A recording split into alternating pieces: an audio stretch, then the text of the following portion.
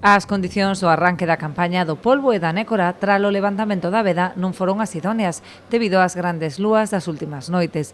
O exceso de luz repercutiu especialmente nas capturas do crustáceo, menos no que respecta ao cefalópodo, no que nestas primeiras xornadas superáronse os 4.000 kilos descargados na lonxa de Ribeira. O inicio da campaña do polvo e máis da nécora, de momento, é moi cedo para valoralo, non?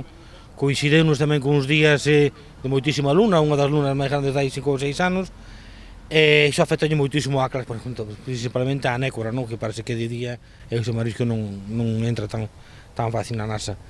E, bueno, para empezar, este día que valoramos, noso primeiro día botamos 4.000 kilos en lonja o primeiro día, uns precios, como é sabido, sempre se van tensando un pouquiño según se vai avanzando a campaña, pero, bueno, foi un precio de máis caro 12,20 euros e o máis barato 6,85.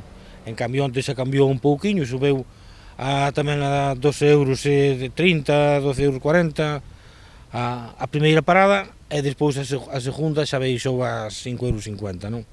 A última parada.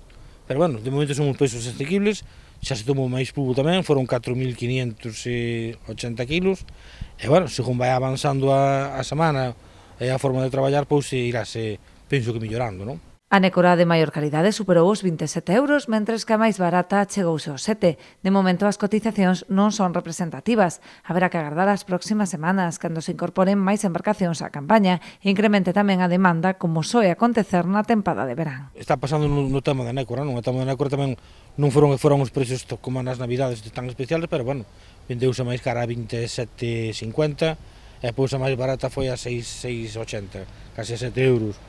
E, bueno, vai aí variando según os días como pasen, según a demanda, pero, bueno, tampouco non houve moitas cantidades porque moitos non empezaron, levamos 2 días aínda, pero penso que según vai avanzando a semana, pois irá cambiando tanto nos precios como nos kilos.